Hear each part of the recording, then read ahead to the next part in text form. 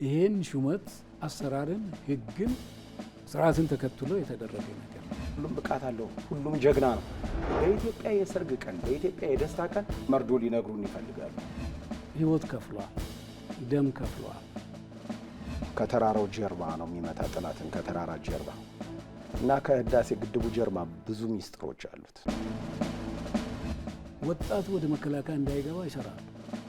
ሹመት በሚሰጥበት ወቅት ደግሞ ኤገሌ ቀረ መሾም ነበረበት ብሎ ደግሞ ይቃወማል። አገር ቤት ካለው ወታደር በላይ ወታደር ሆነው ሊታዩ ይፈልጋሉ።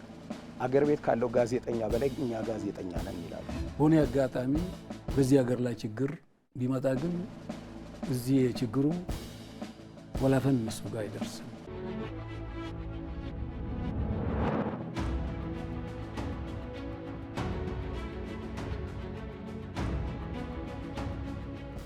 የኢትዮጵያን ያክል ትልቅ ሀገር እሱን የሚመጥን ሰራዊት ግንባታ አለ። የሰራዊቱ ቅርጽ መሆን ያለበት ፒራሚድ ቅርጽ ነው። ለጠላቶቻችን መልእክት ሊሆን የሚችለው በትጥቅ፣ በአመራር፣ በልምድ፣ በአደረጃጀት በሁሉም መንገድ ማስተማማኝ የሆነ ኃይል ተገንብቷል። ኢትዮጵያ ይህንን ካነሳችማ እንዲህ ሊሆን ነው ብሎ ወደ ኃይል አማራጭ የሚመጣ ነገር ከሆነ ሰራዊት መዘጋጀት መቻል አለበት ማለት ነው።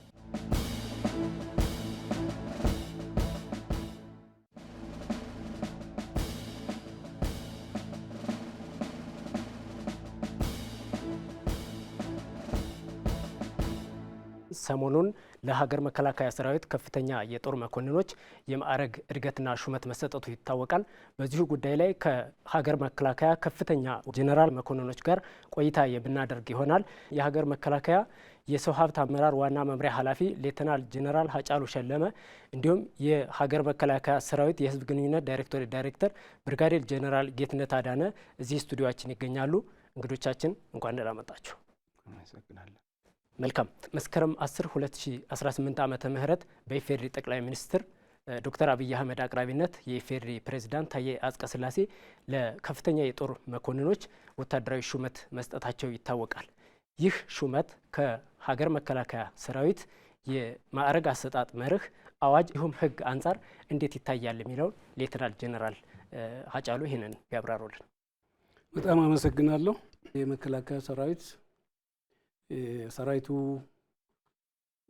ማዕረግ አሰጣጥን በሚመለከት በህገ መንግስት የተፈቀዱ ወይም በመሪ ደረጃ የተቀመጡ የአንቀጽ 87 ላይ መከላከያ ሰራዊትን በሚመለከት የተቀመጠ መሪ አለ።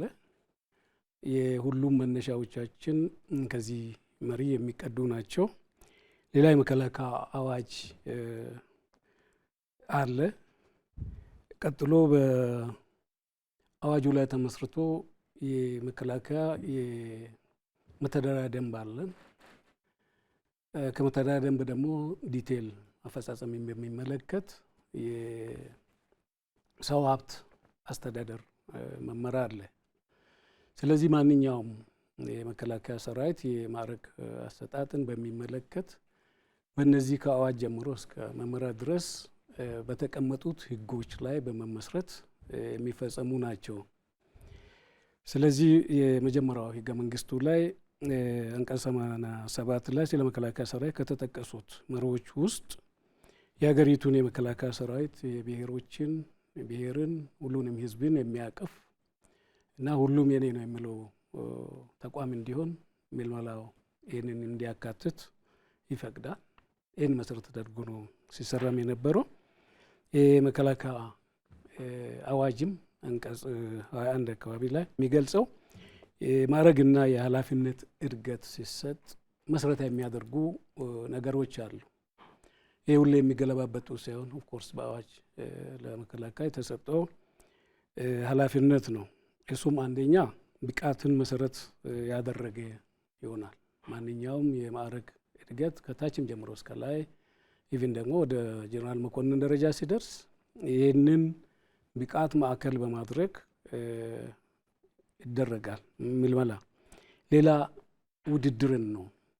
ብቃት ያለው ሁሉ ስለማይሾም ብቃት ያለው ወደ ውድድሩ የሚገባበትና በውድድር ብልጫ ያገኘ ኃይል ወደ ኃላፊነት እንዲመጣ እና እንዲሾም የሚደረግበት አሰራር ነው።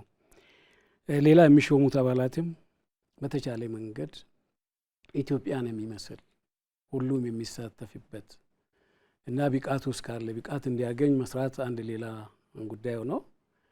ወደዚህ ሜዳ የሚመጣ የአንድ አካባቢ ወይም ዝም ብሎ ከዚህ በፊት የነበረው አይነት ሳይሆን ኢትዮጵያን የሚመስል እንዲሆን ጥረት ይደረጋል። ቀጥሎ በወታደራዊ ግዳጅ አፈጻጸም ላይ ይመሰረታል።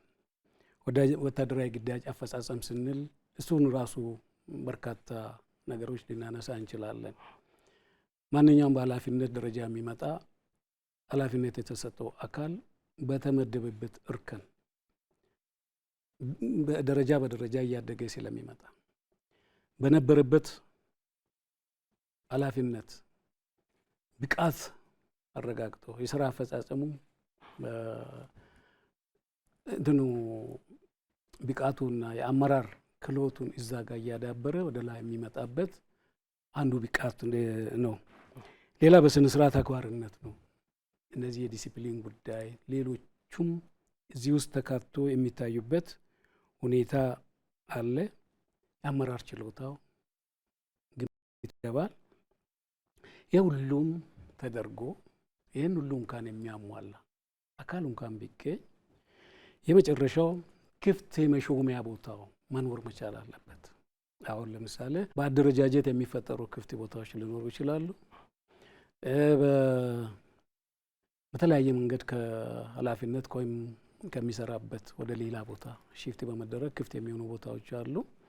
ስለዚህ እነዚህ የሚሾሙ ሰዎች መሾም ብቻም ሳይሆን ተሾሙ የት ነው መስራት ያለባቸው የሚለው ነገርም ግምት ውስጥ በማስገባት የሚሰሩ ስራዎች ናቸው። እዚህ ላይ እንግዲህ በመከላከያ ሰው ሀብት አመራር መሰረት ይህን የሚያሟላ ለእድገት የሚቀርብበት ሁኔታ ነው። ማን ነው ይህንን የሚፈጽመው ስንል ደግሞ አንደኛ ይህን ኃላፊነት የተሰጠው አካል አለ። ይህን ኃላፊነት የተሰጠው አካል የመከላከያ በጠቅላይ ኤታማዦር ሹም የሚመራ የአዛዦች ካውንስል አለ። በመከላከያ ካውንስል ውስጥ የአዛዦች ካውንስል አባል የሚባሉ የዋና መምሪያዎች፣ የኃይል አዛዦች፣ የኢዝ አዛዦች የሚባሉ በዚህ ካውንስል ውስጥ ይካተታሉ። ስለዚህ ይህንን የሚያሟላ አካልን ሕግንና ስርዓትን በተከተለ መንገድ አፈጻጸማቸው በተመዘነ መልክ ወደዚህ አይነት ውድድር መግባት አለበት ተብሎ የተለዩ ሰዎች የሚመራቸው አካል የካውንስል አባል ባለበት በግልጽ የሚታይበት አሰራር ነው። ከዛ በኋላ የካውንስሉ አባላት ውሳኔ የሚሰጡበት በውድድሩ መሰረት ማን ከማን ይበልጣል ተብሎ ብዙ ትግል የሚደረግበት በዛ ሁሉ መግባባት በተደረሰበት ማዕረግ ሹመት የሚሰጥበት አግባብ ነው ያለ ነው። እዚህ አካባቢ ላይ እንግዲህ ጀነራል መኮንኖችን በሚመለከት ማን ነው የሚሾመው ለሚለው ነገር አሁን በዚህ ደረጃ ላይ ከታየ በኋላ ወደ ጠቅላይ ሚኒስትር የሀገሪቱ የጦር ኃይሎች ጠቅላይ አዛዥ ስለሆኑ ወደዛ የሚቀርብበት እሳቸው ደግሞ ለፕሬዚዳንት አቅርቦ የሚያጸድቁበት አሰራር አለን። ስለዚህ የመከላከያ ካውንስል አባል እነዚህ ሰዎች ዲቴል ያያል፣ ውድድር ይደረጋል፣ አስተያየት ይሰጥበታል፣ ብዙ ክርክሮች ይደረግባቸዋል።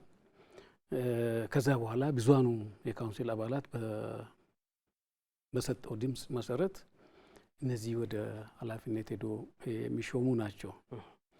ስለዚህ የስራ አፈጻጸማቸውና ልምዳቸው አሁንም ከተሾሙት አንጻር ስናይ ወደዚህ ውድድርም ለመቅረብ ቅድም ያልኩ ነገሮች አለ። ስራ አፈጻጸም ብዬ ያለው እንደገና የማይታለፉ ቆይታ ጊዜም ይኖራሉ። አንድ ወደ ጀነራል ማዕረግ እየቀረበ አሁንም የተሾመም ከዚህ በፊትም የሚሾሙ ሚኒመም ሰርቪሱ ወይ ከ25 እስከ 30 ዓመት አካባቢ ላይ ሰራዊት ከውትድርና ጀምሮ ያገለገሉ ሰዎች ናቸው። ፕላስ ደግሞ የኃላፊነት ደረጃቸው ከነበሩበት ኃላፊነት ወደ ከፍተኛ በጀኔራል ደረጃ በሚመራው ወይም የሚመራበት የመምሪያ ኃላፊ የኮር የተለያዩ አደረጃጀቶቻችን ውስጥ ሊሰሩ የሚችሉት ወደዛ ብቃታቸውን አረጋግጦ ሊመደቡ የሚችሉ ሰዎች ናቸው። አፈጻጸሙም ይሄ ነው። ይሄ መመሪያ ደግሞ ከአዋጅ ጀምሮ እስከ ሰው ሀብት አመራር ሰው ሀብት አስተዳደር ድረስ የምንጠቀምበት ለሁሉም ግልጽ የሆነ ተሿሚውም የሚያውቅ ሳይሿሚም የሚቀርም ይህን አሰራርን የሚያውቅ አካሄድ ነው። በዚህ ሂደት ነው የምንጨርሰው። መልካም። ወደ ብርጋዴር ጄኔራል ጌትነት ልምጣና እንግዲህ የጦር መኮንኖቹ ሹመት ለአጠቃላይ ለሀገር መከላከያ ሰራዊት አባላት የሚያስተላልፈው የጀግንነት መልእክት ምንድን ነው የሚለው እንዲሁም ደግሞ የጦር መኮንኖቹ ሹመት የሀገርን ብሔራዊ ጥቅሞች ከማስጠበቅ እንዲሁም ሉዓላዊነትን ከማጽናት አንጻር ያለው አንድምታ ምንድን ነው የሚለውን ቢያብራሩልን። አመሰግናለሁ። ሹመት የማዕረግ እድገት ለተሿሚው ብቻ ሳይሆን ለቤተሰቡ፣ በዙሪያው ላሉ ጓደኞቹ እንደገናም ደግሞ ለሰራዊት ለሚመራው ሰራዊት አብሮት ላደገው ሰራዊት ቀላል የሆነ ትርጉም አይደለም ያለው። ደስታን በመፍጠር ኃላፊነትንም በማሸከም ተስፋን በማስያዝ ያለው ድምታ ቀላል ነገር አይደለም። ስለዚህ ያገለገለ ሰው እንደሚሾም ሲያውቅ ሰራዊቱ ሞራሉ ይገነባል። ነገ እስከ ከነገ ወዲያ ከሰራው አድጋለሁ፣ እሾማለሁ፣ እለወጣለሁ የሚልና የሞራል ግንባታን በማነሳሳት በኩል የራሱ ሚና አለው ለሰራዊት ግንባታ። አንደኛው ከሰራዊት አንጻር እሱ ነው። ሰራዊቱ የሚያውቃቸው የመሩት መሪዎች ወደፊት እየወጡ በሄዱ ቁጥር የሚሰራ ይሾማል፣ ይሸለማል፣ ያድጋል፣ ኃላፊነት ይይዛል የሚል ነገርን ስለሚያመጣ በሰራዊቱ ግንባታ ትልቅ ሚና ይኖረዋል። ብሎም ዝም ብሎ ግለሰብ በራሱ ጥረት ብቻ አይደለም የሚመጣውና በዙሪያው ቀደም እንዳልኩት ቤተሰብ አሉት፣ ጓደኞች አሉት፣ በርታ የሚሉት የስራ ባልደረቦች ይኖሩታል። ከተቋሙ ውጭ የእነሱን ሁሉ ሞራል በመገንባት ቀላል ሚና ይኖረዋል ተብሎ አይታሰብም። ሌላው ከብሔራዊ ጥቅም አንጻር ነው መታየት ያለበት እንደተባለው እና ሉዓላዊነትን ከማጽናት አንጻር በዚህ ረገድ አሁን ባለንበት ተጨባጭ ሁኔታ ብሔራዊ ጥቅም የምንላቸው ነገሮች አጀንዳ ሆነው የቀረቡበት ሁኔታ አለ። ለምሳሌ በውሃ የመጠቀም መብታችን ብሔራዊ ጥቅም ነው፣ አጀንዳም ነው። የወደብ ጥያቄ ጥቅሟን ኢትዮጵያ ልታረጋግጥ ከሆነ አጀንዳ ሆኖ ቀርቧል። እዛ ባሻገር ጋዝ፣ የኒኩለር ማብለያ ፕላንት፣ የማዳበሪያ ኢንዱስትሪዎች የመመስረት ጉዳይ፣ ሰፋፊ እቅዶች በመንግስት አቅደዋል። እነዚህ ብሔራዊ ጥቅሞችን በህዝብ የተመረጠ መንግስት እነዚህ ናቸው ላሳካቸው የምፈልግ እስካለ ድረስ ሰራዊት ደግሞ መዘጋጀት መቻል አለበት ማለት ነው። አንደኛው ዝግጅቱ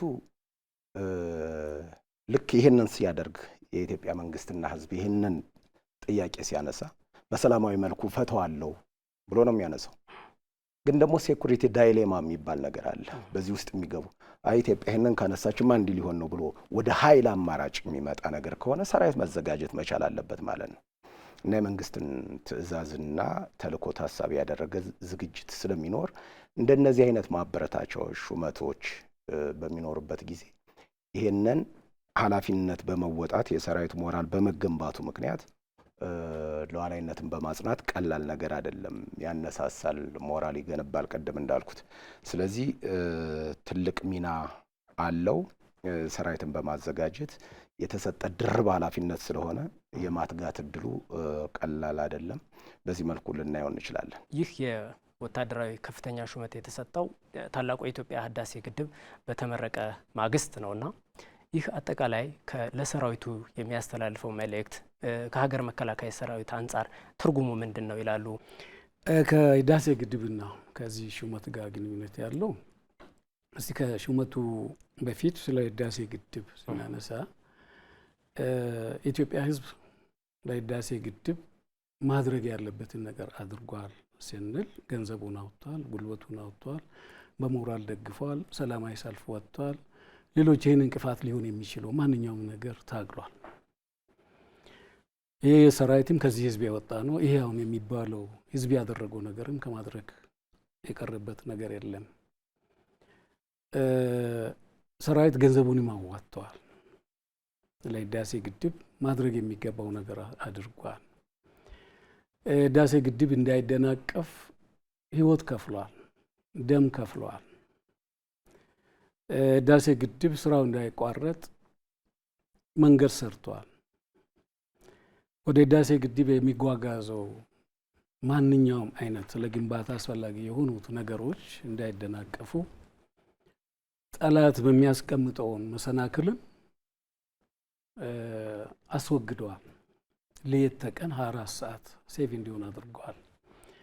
ጥበቃ ግድብ የሚሰራበት አካባቢ ላይ ግድቡ ከተጀመረበት ጊዜ ጀምሮ እዛ አካባቢ ላይ ሌሎች የጠላት ውክታዎች ስለሚኖሩ ይህን ለማስወገድ ብዙ ጥሩ ግሮ ለፍቷል። ስለዚህ ከማንኛውም በላይ የህዳሴ ግድብ በዚህ ደረጃ መጠናቀቅ የሚያስደስተው ኢትዮጵያ ቢኖር ምናልባት ከሰራዊት በላይ ነው ብሎ ማሰብ አይቻልም። ሰራዊት ሁሉም ነገር ሰጥቷል ስንል ከሌላ የተለየ ከገንዘብም ከጊዜው ከሌላውም በላይ ህይወት ሰጥቷል፣ ደም ሰጥቷል። በመቶዎች የሚቆጠሩት መስዋዕትነት ከፍሏል። ህዳሴ ግድብ ላይ ሊመጣ የሚችለውን አደጋ ከመከላከል አንጻር።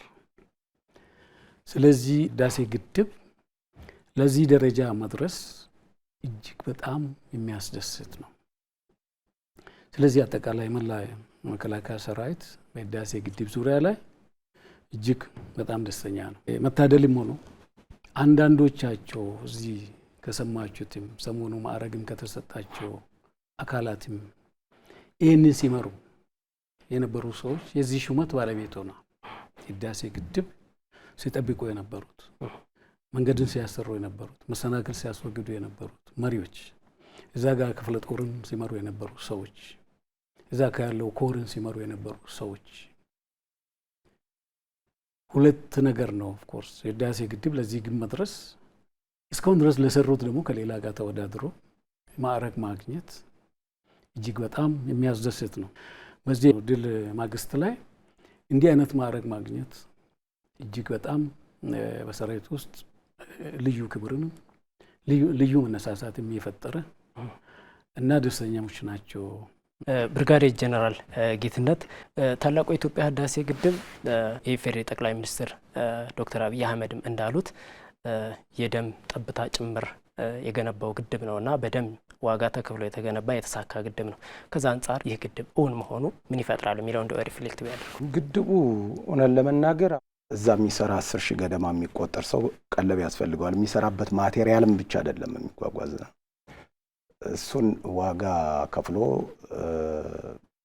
እዚህ ደረጃ ማድረስ ቀላል ነገር አይደለም። የህይወት መስዋዕትነትም በመቶዎች የሚቆጠሩ የህይወት መስዋዕትነት ከፍሏል። ከሌሎች የጸጥታና ደህንነት ተቋማት ጋር በመሆን ማለት ነው፣ አካባቢው ህብረተሰብ ጋር።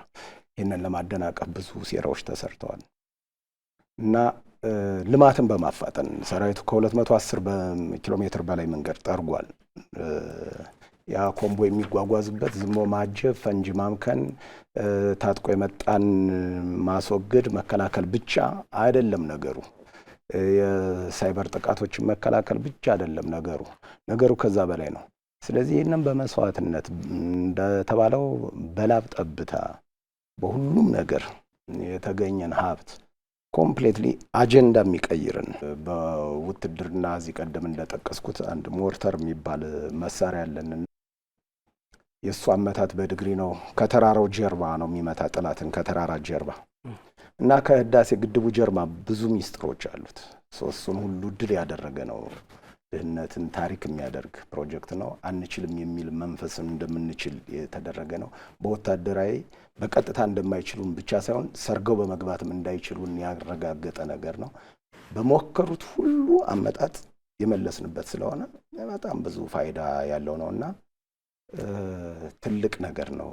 የመነሻ የመታደስ የመለወጥ ሐውልት ነው።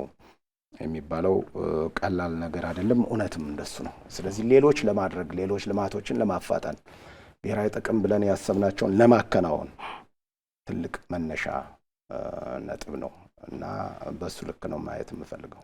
መልካም። የጦር መኮንኖቹ ሹመትን ተከትሎ የተለያዩ አካላት የተለያዩ አሉታዊ አስተሳሰቦችን በተለያዩ ሚዲያዎች እያሰራጩ ይገኛሉና ይህ አሉታዊ እሳቤ ወይም እነዚህ አካላት ይህንን ሀሳብ እንዲያራምዱ ያደረጋቸው ዋነኛ አላማው ከጀርባ ያለው አላማ ምንድን ነው ይላሉ?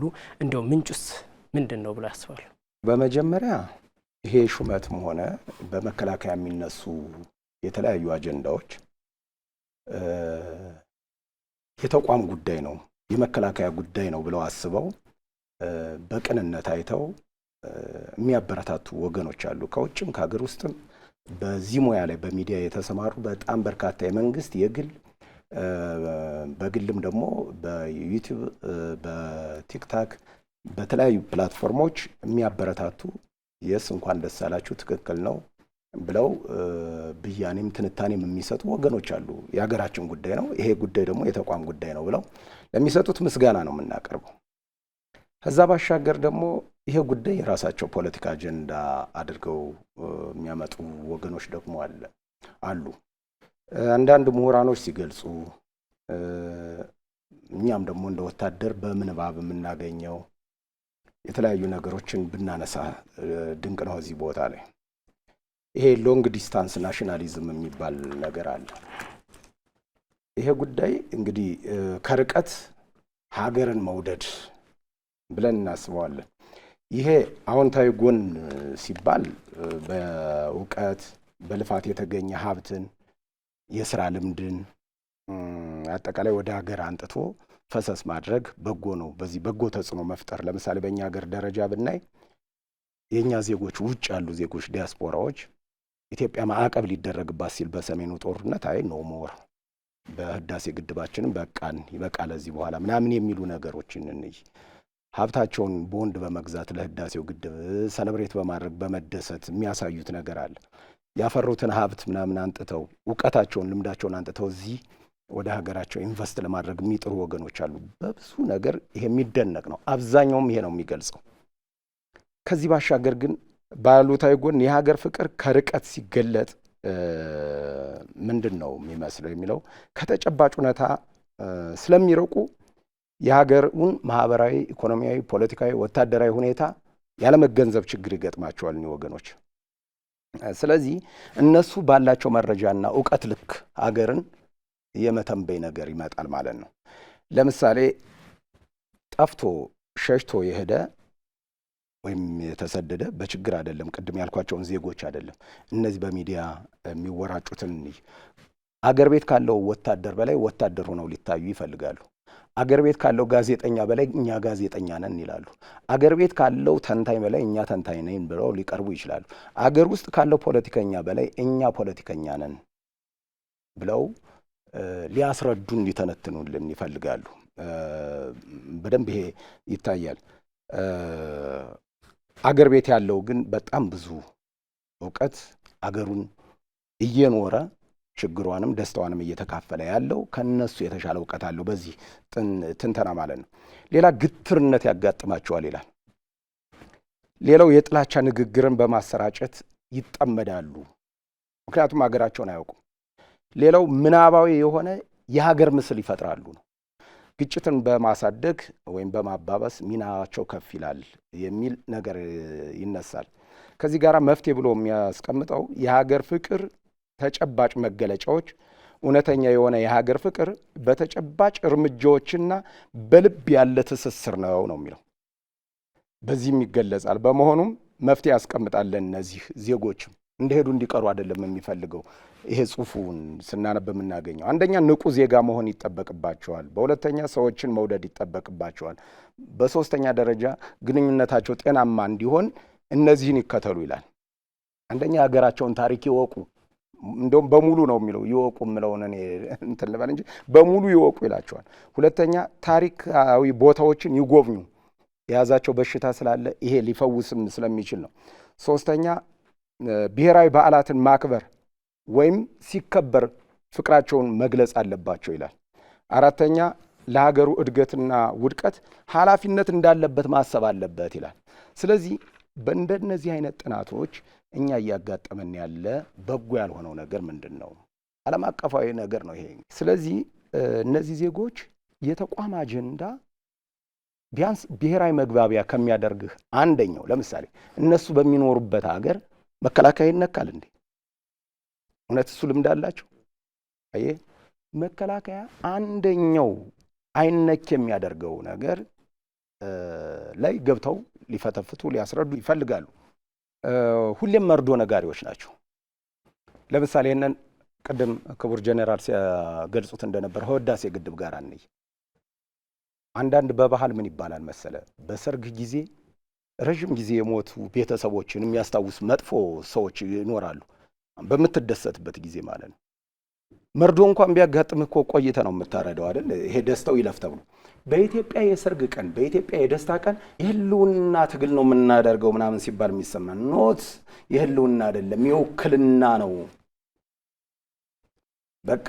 ስለዚህ እሱን ለማሟላት የብሔራዊ ጥቅማችንን ተጽዕኖ በሚፈጥር የብሔራዊ ኃይልን ተጽዕኖ በሚፈጥር መልኩ ሲያራግቡ ለባለቤቱ የቄሳርን ለቄሳር እንደሚባለው ለባለቤቱ አለመተው በሁሉም ነገርን ያውቃለሁ ብሎ መሰለፍ አለ። ከህብረተሰቡ የሚጠበቀው እነዚህ ሚዲያዎች በራሱ አስተሳሰብ አመት የዘገቡትን ዝም ብሎ ቁጭ ብሎ ለኢትዮጵያ ምን በጎ ነገር ዘገቡ እነዚህ ሰዎች እነዚህ ሚዲያዎች ብሎ ቢታይ ማየት ይቻላል። በጎ በሆነ ነገር ላይ ምንድነው ያወጡት አቃቂር ቢባል። ስለዚህ ጤነኛ ስላልሆኑ ለእነሱም ጤናቸው እንዲመለስ ዜጎችም ደግሞ ወደዚህ እንዳይሳሳቱ አይነኬ ከሚያደርገው ተቋም ላይ ባይነኩት ጥሩ ነው። ይሄ ከባድ ነገር ስለሆነ ጥፋትም ነው። ለቤተሰቦቻቸውም እነሱም ማሰብ አለባቸው። ለነገ ታሪክም ማሰብ መቻል አለባቸው። ተመልሰን ስለ ሀገራችን ብሔራዊ ጥቅም ብናስብ ጥሩ ነው የሚለው ነገር ማሰሪያ ቢሆን መልካም። ሌተናል ጀነራል ሃጫሉ እዚህ ላይ የሚጨምሩበት ካለ እስኪ። ውጪ ሆኖ ስለ መከላከያም ስለ መንግስት አካላትም የተለያየ መግለጫ የሚሰጡ ሰዎች የፈለገው በጎ ነገር ቢሰራም በጎ ነው ብሎ አይነሱም። መንግስት የሚሰራቸው በርካታ ልማት ስራዎችም በኔጌቲቭ ነው የሚገልጹት። መከላከያ ማለት እኮ መንግስት የሚደግፍም መንግስት የማይደግፍም አካል የሚጠቀምበት ተቋም። መንግስት መቃወም ሌላ ጉዳይ፣ የሆነ መሪ መቃወም ሌላ ጉዳይ። ሰው እንዴት የራሱን ምርኩዝ ይቃወማል ብለህ ስታነሳ መልስ እናጣለን። ብዙም ጊዜ አላማቸው ሌላ አካባቢ ላይ የሚያደርጉት ነገር አለ። አሁን ያለው መከላከያ ደግሞ የሚወስዳቸው እርምጃዎች፣ ማስተካከያዎች ሀገርን ሰላም እንድትሆን በተቻለ መንገድ የልማት እንቅስቃሴ እንዳይደናቀፍ መንግስታዊ አሰራሮች ቢሮክራሲው ስራውን አግባቡ እንዲሰራ ህይወትን እየከፈለ ይሄ እንዲቀጥል የሚያደርግ ከጊዜ ወደ ጊዜ የተሻለ ነገር ለመፍጠር የሚሰራ አካል። የሚበጠብጠው አካል ደግሞ ይሄን አይፈልግም። ስለዚህ መከላከያ ላይ ፎከስ የሚደረግበት ዋናው ነገር በዚች አገር ውስጥ ለሚሰራው ልማትም ከውጭ የሚመጣው ተጽዕኖም ለመቋቋም ህዝቡ አለኝ የሚለው ተቋም ይሄ መከላከያን የሚቃወምበት ምንም ምክንያት ሊኖር አይገባም። ግን ይሄንን ብጥብጡን ይሄን ህገወጥነቱን ይሄ ጋር ባልሆነ መንገድ ወደ ስልጣን ለመምጣት መሞከሩ ይሄ መከላከያ እያለ ወደዛ ማለፍ አንችልም የሚል ድምዳሜ ስላላቸው ትኩረታቸው ሁሉ መከላከያ ላይ ብዙ ነገር ማንሳት ይቻላል። መከላከያ ላይ እርስ በርሱ ደግሞ የሚጋጭ ነገር ታያለ። ምልመላ እናደርጋለን። አሁን ሰራዊቱን ስንመለምል ወጣቱ ወደ መከላከያ እንዳይገባ ይሰራሉ። አትሂድ ወደ መከላከያ አትግባ። አንድ እዚህም አልቻሉም። አንደኛው ሰው ወደ መከላከያ እንዳይገባ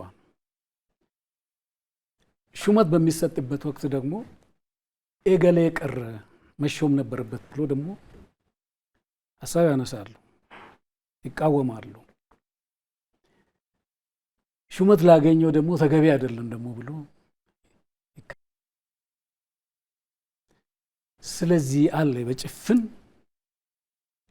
እዚህ ጋር ያለው ተቋም ጠንካራ የመንግስት ተቋም ስለሆነ ጠንካራ የሰላም ጠባቂ ሀገርን ጠባቂ ኃይል ስለሆነ ይህንን በማዳከም በአቋራጭ ወደ ስልጣን ለመምጣት የሚፈለግ ሩጫ ነው። ለራሳቸው ያላረጉት ብዙ ነገር ያወራሉ። በግለሰቦች ደረጃም ስምን በማንሳት ማጥቆር ይፈልጋሉ።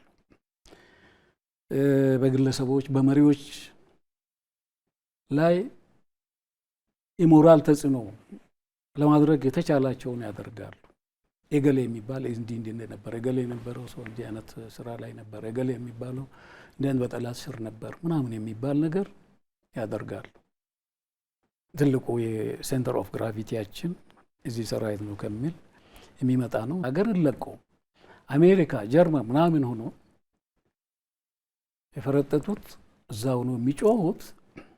አገሪቱን ተከላካይ አልባ ለማድረግ ይሰራሉ።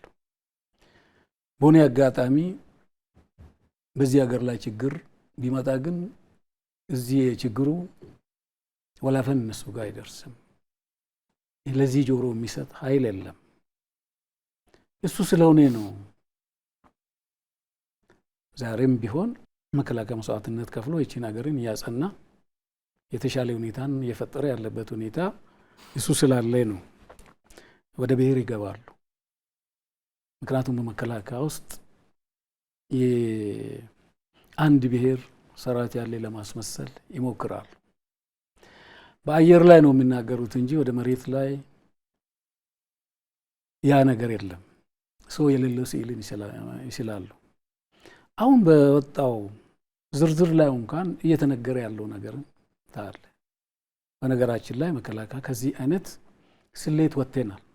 መከላከያም ከዚህ አይነት ስሌት ወጥቷል።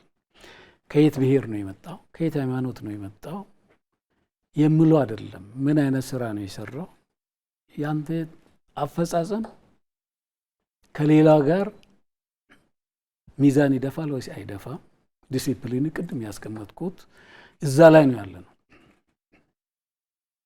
እዚህ ያለው መከላከያ ሰራዊት አባልም አሁን የምንለውን ሂሳብ ውስጥ የለም። ለብሔሬ ነው ብሎ የሚሰራው ነገር የለውም። ኢትዮጵያ ነው ለኢትዮጵያ ብሎ ነው የሚሰራው። ሰራዊት ለራሱ አይደለም የሚኖረው፣ ለህዝብ ነው የሚኖረው። ህይወት ነው የሚከፍለው፣ ደም ነው የሚከፍለው፣ አጥንት ነው የሚከፍለው። የሰራዊቱ ላይ የመዝመቱ ጉዳይ የሀገር ሰላም ላይ፣ የሀገር ኢኮኖሚ ላይ፣ የሀገር አንድነት ላይ የመዝመቱ ጉዳይ ነው። ፍላጎታቸውን በዚህ መንገድ ካልሄዱ፣ ይህ ሰራዊት ካልተዳከመ፣ የሰራዊት ቦታ ካልለቀቀ፣ ወይ ሰራዊት ቆሞ የሚያይ አይነት የማይተኩስ አይነት ከሆነ ነው የሚሳካልን ብሎ ያስባሉ። እሱም ራሱ ችግር ቢኖርበትም ሰራዊቱ ላይ ትልቁ ዘመቻ የሚያደርጉት ከዚህ አንጻር ነው። ሰራዊቱ ደግሞ ይህንን በማወቅ በውስጥ አደረጃጀት፣ በዝግጅት፣ በሁሉም ነገር ይህን መመከት የሚያስችል ስራን ነው እየሰራለሁ። በሺህ ዘመናት የኢትዮጵያ ታሪክ ውስጥ ከብሔራዊ ጥቅሞቿና ከፍላጎቷ እንዲሁም ከሉዓላዊነቷ አንጻር በተጻራሪ የቆሙ የውጭና የውስጥ ጠላቶች እንዳሉ ይታወቃል። የሰሞኑ የጦር መኮንኖቹ ሹመት ለነዚህ አካላት የሚያስተላልፈው ጠንካራ መልእክት ምንድን ነው? ሹመቱ ከኢትዮጵያ ፍላጎት በተጻራሪ የቆሙት አካል ሊሰጠው የሚችለው መልእክት እነሱ የሚያስቡት የተዳከመች ኢትዮጵያን ነው። እነሱ የሚያስቡት በቁጥርም በመፈጸም ብቃትም ደካማ የሆነ ተቋም እንዲኖር ይፈልጋሉ። ለምን? ያው ይሄ ኃይል ካልተዳከመ ይሄ ተቋም የሆነ አይነት ቆሞ የሚመለከት አይነት ነው ካላገኙት በስተቀር ያ የሚሉት ነገር እንደማይሳካ በደንብ ከኛ በላይም ይረዳሉ። ሹመቱ ለጠላት የሚያሳልፈው መልእክት ምንድን ነው? ሹመት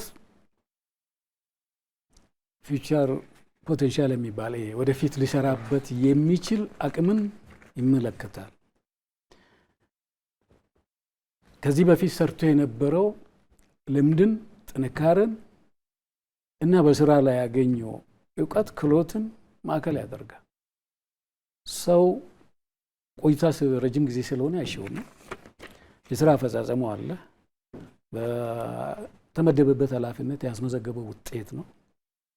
ከዚህ አልፎ ግን አሁን ቢሾም ይሄ ሰው ቀጣይ ሌላ ሊመጣ የሚችለውን ግዳጅን መሸከም ይችላል ተብሎ የሚታመንበት ነው የሚሾም። ለጠላታችንም ቢሆን መልእክት ሊሆን የሚችለው ነገር ሹመት የሞራል ጉዳይ ነው። ሹመት ተጨማሪ ኃላፊነት የመሸከም ጉዳይ ነው። ሹመት ቀጣይ ሊኖር የሚችለውን ግዳጅን መሸከም እንዲችል ኃላፊነትን ተቀብሎ የመስራት ጉዳይ ነው። ሹመት መስጠት ማለት ከዚህ በፊት ከነበረው አቅም በላይ ስራ እንዲሰራ መፍቀድ ማለት ነው። ትናንትና ኮሎኔል የነበረው ከፍተኛ መኮንን ዛሬ ብርጋዴር ጄኔራል ሲሆን ወይ ኃላፊነት ለውጥ አለ፣ የሞራል ለውጥ አለ። በዚህ ሂደት ሞራልን ያለው ኃላፊነት የተሰጠውን ኃይልን ያዘጋጃል፣ ኃይልን ይገነባል፣ ሰራዊትን ይመራል፣ የጠላት መግቢያ ቀዳዳዎችን ይዘጋል። ምንም ጥያቄ የለውም። ሹመት ላይ የሚጮህበት ምክንያት ተጨማሪ አቅም፣ ተጨማሪ ኃላፊነት፣ ተጨማሪ ሞራል ይዞ የሚመጣ ኃይል ነው። ተቋምን ያጠናክራል ማለት ነው። ጠንካራ ተቋምን ትገነባል በዚህ ሹመት ሲሰጥ ማለት ነው። ተሿሚው ደግሞ ተጨማሪ ኃላፊነቱን ለመወጣት ቀድሞ ከሚሰራው ስራ በላይ ይሰራል። ይሄ ደግሞ የመከላከያ ጥንካሬን ያመጣል። ለጠላቶቻችን መልእክቱ ጠንካሮች ነበር፣ አሁን ተጨማሪ ኃላፊነት ተሰጥቶናል፣ ማዕረግ ተሰጥቶናል፣ የበለጠውን መስራትና ተቋምን ጠንካራ ማድረግ አለብኝ የሚል የአእምሮ ዝግጁነቱን እንዲይዝ ነው የሚያደርገው። ይሄ ደግሞ ተቋምን ጠንካራ ያደርገዋል። ለተቋሙ ጠንካራ ታማኝ ያደርጋል። ለተቋሙ መሞትን እንደ ጸጋ የሚቀበል ኃይልን ያደርጋል። ይህንን ፍላጎቱ ደግሞ ታችም እንዲከተለው ያደርጋል፣ ይገነባል፣ ያሰለጥናል።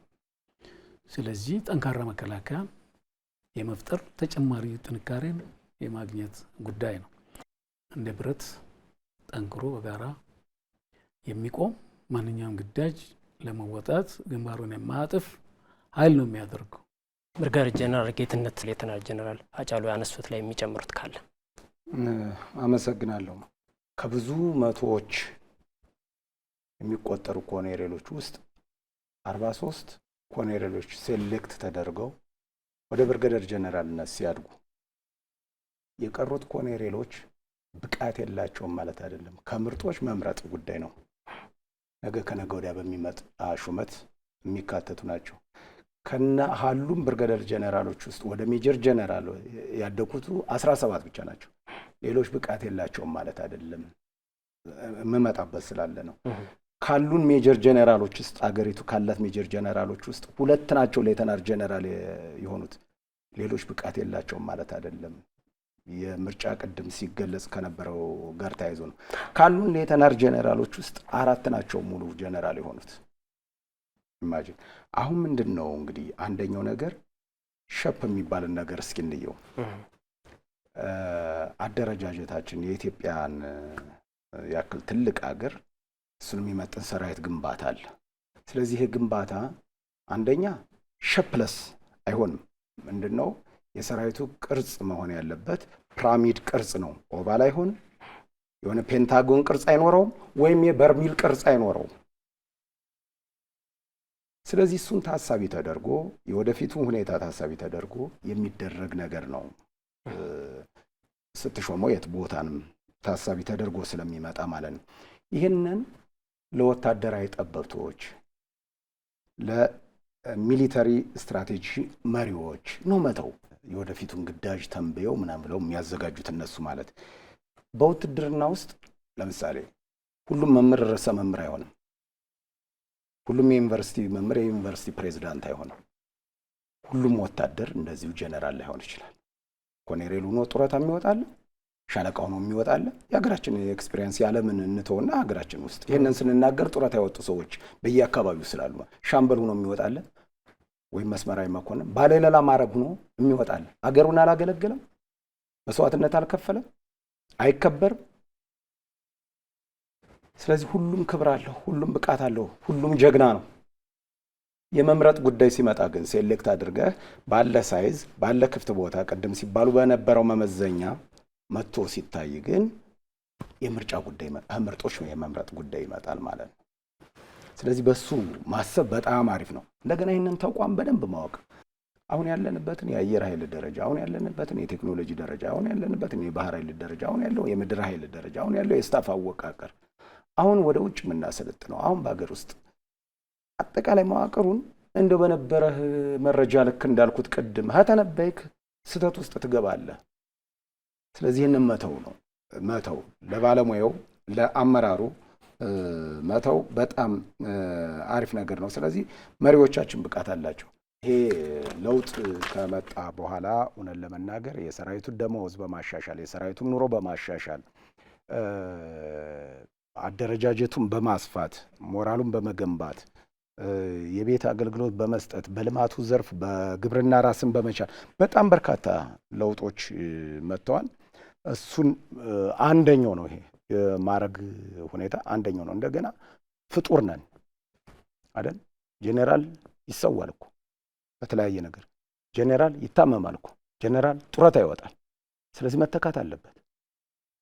ቅድም ጄኔራል እንዳስቀመጡት ተመልምሎ ሲገባም እየተቃወምክ ግዳይ ሲፈጽምም እየተቃወምክ ፕላስ ስንወጣም ጭምር ይቃወማሉ። ጡረታ ያወጣው የከሌ ብሔር ነው ተባረረ ወዘተ ይላል።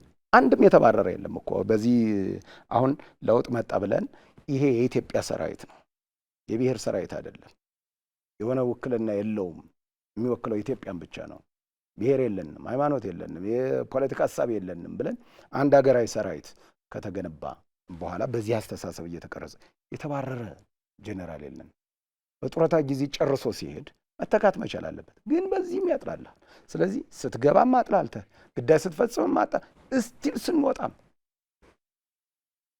እውነት ለመናገር የኢትዮጵያ ሰራዊትን ያክል መከበር ያለበት እንደው ከውትድርና በላይ ማን ሊከበር ይችላል?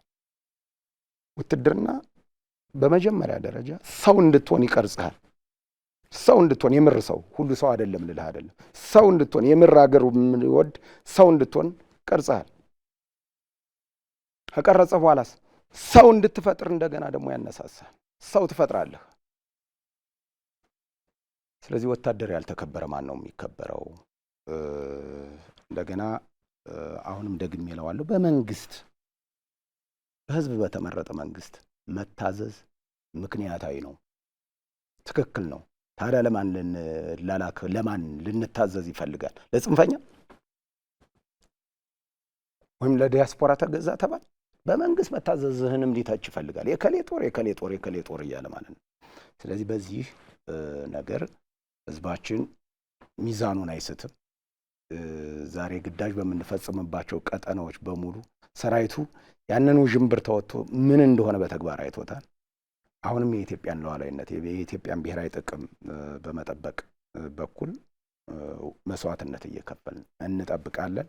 ይህም ሹመትም የተደረጉ አጠቃላይ ለውጦችም የሰራዊቱን ዝግጁነት በማጠንከር አዎንታዊ ጎኑን የበለጠ ገጽታውን በመገንባት ለወደፊት ተልዕኮ መወጣት በጎ የሆነ ተጽዕኖ በመፍጠር የራሱን ሚና ይጫወታል የሚል እምነት አለኝ። መልካም ሌተናል ጀነራል፣ እዚህ ላይ እንግዲህ ትልቅ ኃላፊነት ነው እንደ ሀገራዊ ኃላፊነት የሚሰጠው የሹመቱና ምን ይፈጥራል የሚለውን እሱን ቢሰጡና ብናጠቃል።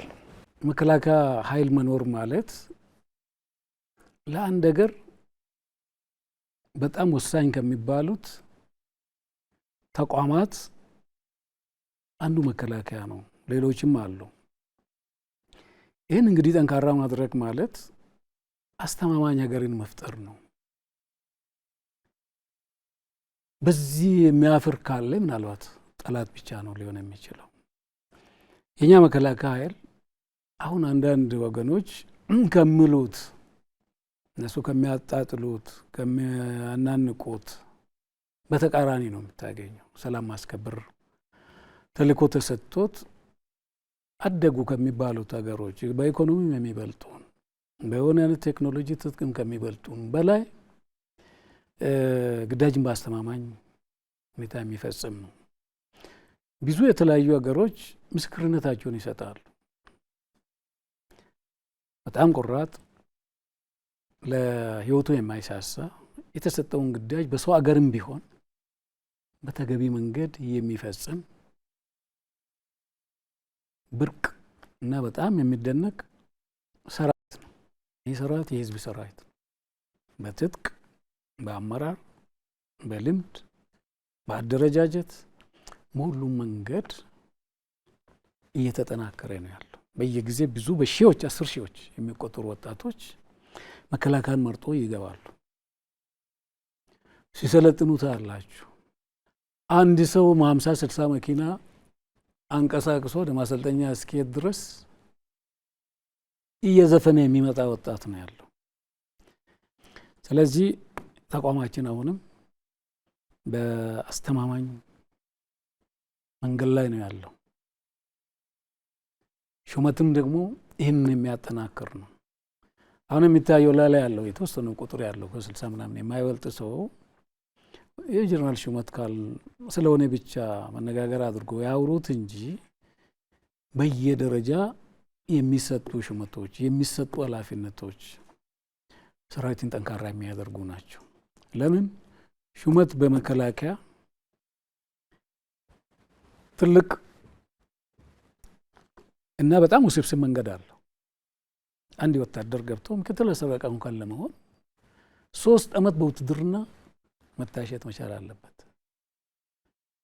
ምክትል አስር እንኳን ሆኖ ወደ 10 አለቃ የሚባል ማዕረግ ላይ ለመድረስ እንደገና 2 ዓመት አካባቢ ላይ ሰርቪስ ስራ ላይ መኖር መቻል አለበት። እንዲህ የ3 ዓመት 4 ዓመት 5 ዓመት እየተባለ እዛ ጋር እየታሽ አንዱ በሆነ አይነት መንገድ ዘሎ ሌላውን የሚሄድበት ሁኔታ የለም። አንደኛው የአሰራር ግልጸኝነቱ አለ። በዚህ አሰራር ግልጸኝነት የሚያድግ የሚያልፍ ሰውን የሚቀና ለምን የሚለው ጥያቄ በመከላከያ ውስጥ የለም። የኛ መከላከያ የድሮ መከላከያ አይደለም። በቁጥር ጨምሯል። የሰራዊት በቁጥር ደረጃ በአደረጃጀት በጣም ሰፍቷል። በትጥቅ ዘመናዊ ትጥቅን እየታጠቀ ያለበት ሁኔታ አለ። ብዙ ያልነበሩ ነገሮች አሁን እንዲኖሩ አድርገናል። ስለዚህ ጠንካራ መከላከያ ሰራዊት አለ። ይህንን ለመሸርሸር የሚደረግ ደግሞ የዛን ያህሉ ዘመቻ አለ። ሰራዊቱ ለዚህ ጆሮ እየሰጠም አይደለም፣ አሁን መስጠት የለበትም። ቅድም እንዳልኩት የሹመቱ ጉዳይም ቢሆን አዲስ ነገር አይደለም። ሰራዊትን ከማጠናከር መሪውን ከመፍጠር ተጨማሪ ቀጣይ ሊመጡ የሚችሉትን ግዳጆችን ለመሸከም የሚያስችል ዝግጁነትን ከማረጋገጥ አንጻር ስለሆነ ይሄም ራሱ የሚገለጸው የሰራዊቶችን ጥንካሬ የደረሰበትን ነገር ነው እያሳያለሁ። ቀጣይም ይኖራል። የዚህ አይነት የሹመት አሰጣጡ ስርዓትና አሰራር አለን። በዛ መሰረት የቀሩ ሰዎችም የሚሾሙበት የሚሄዱበት ሁኔታ ነው የሚኖረው። አሁን አስተማማኝ የሆነ ኃይል ተገንብቷል። ይህንን ሞራሉን የሚገነባ ሌሎች በርካታ ነገሮች ተሰርቷል። አሁንም እየተሰሩ ነው ያሉ። የቤት መኖሪያ ቤትን በተቻለ መንገድ በየደረጃ የሚያገኝበት ሁኔታን ተቋሙ የሚሰራበት ሁኔታ አለ። የተለያየ ጥቅማ ጥቅምን የሚያገኝበት ተቋምን እየገነባ ነው ያለ ነው። የወጣውም እንዳይወድቅ ሜዳ ላይ ወድቆ እንዳይቀር የተገነባ ያለው ተቋም አለ። ይህንን ሊያነሳ ሊከታተል የሚችል በሂደት ላለበት ሁኔታ አለ። ስለዚህ አሁን ሰራዊት ሆኖ አገልግሎ እዚህ ጋር የሚያገኘው ጥቅም ብቻ ወደ ሲቪል ሲቀላቀል ችግር እንዳይሆንበትም እሱም እየተሰራ ያለበት ሁኔታ አለ። ተስፋ ያለው ፊት ለፊቱ ብርሃን የሚታይ በተቋም ውስጥ አገልግሎ የሚወጣውም የሚገለገልበት ሁኔታ ወደ ተቋሙ ከገባ ደግሞ ቅድም እንደተባለው የተለያየ ጥቅማ ጥቅሞችም ከደሞዝ ጀምሮ እስከ ሕክምና የተለያየ ነገር የሚያገኝበት ሁኔታ አለ። ስለዚህ ጠላት የሚያወራውና አሁን መሬት ላይ ያለው መከላከያ የተለያዩ ናቸው። ስለዚህ ጠንካራ ተቋም ነውና ለሰራዊቱም የሚያሳየው የሚያስተላልፈው መልእክትም ጠንካሮች ነን፣ የበለጠው ጠንካራ ነን ለመሆን እየተሰራ ያለ ነገር መሆኑን ነው ለመግለጽ የምፈልገው። አመሰግናለሁ። መልካም። የመከላከያ የሰው ሀብት አመራር ዋና ኃላፊ ሌተናል ጀነራል ሃጫሉ ሸለመ እንዲሁም የመከላከያ ሰራዊት ህዝብ ግንኙነት ዳይሬክቶሬት ዳይሬክተር ብርጋዴር ጀነራል ጌትነት አዳነ እዚህ ስቱዲዮአችን ድረስ መጥታችሁ ከሰሞኑ ለከፍተኛ የጦር መኮንኖች የተሰጠውን ሹመት በተመለከተ ለሰጣችሁን ማብራሪያ በጣም አመሰግናለሁ። አመሰግናለሁ።